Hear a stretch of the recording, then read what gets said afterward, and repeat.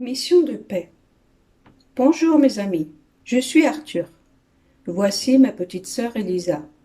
Là, c'est ma cousine Marie. Et voici mon cousin Jean. Nous sommes le quatuor du bien. Moi, Arthur, je vais vous raconter quelques-unes de nos aventures. Allons-y. Le week-end, on le passe en famille. On adore se retrouver, c'est un vrai bonheur. Mamie Charlotte et papy Jean-Paul viennent nous rendre visite et chaque fois qu'ils sont avec nous, nous ressentons une joie immense. Nous constatons que lorsque mamie et papy sont avec nous, nous nous rapprochons davantage. Nous partageons plus de moments et profitons de la présence les uns des autres. Au déjeuner de dimanche dernier, il y avait moi, Elisa, Marie, Jean, maman Gina, papa Bruno, oncle Jonas, tante Anna et bien sûr nos grands-parents. Pendant que les adultes préparaient le déjeuner, nous sommes partis à l'aventure. Chez tante Anna, il y a une petite piscine.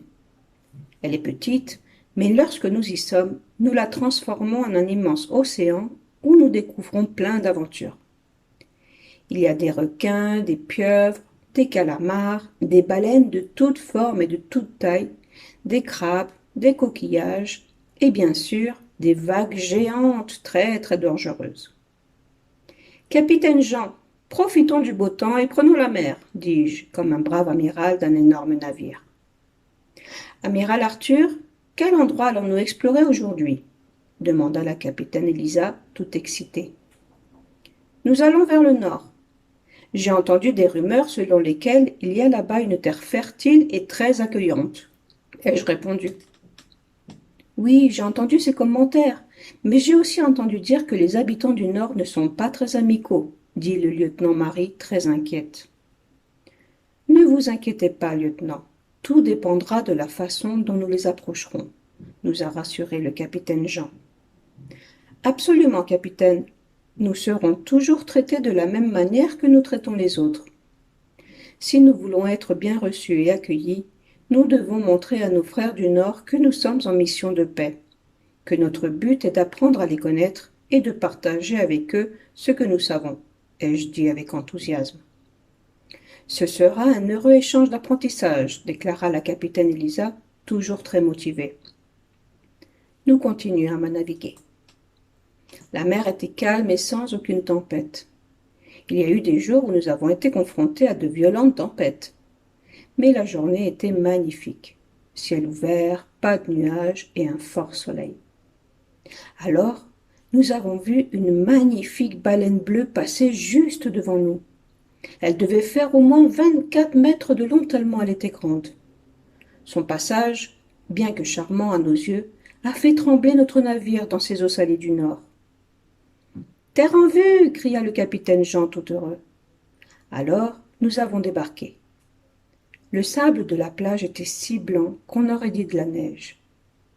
L'air était pur, léger et humide. La végétation était très vaste et abondante, avec des arbres si grands qu'ils atteignaient presque le ciel.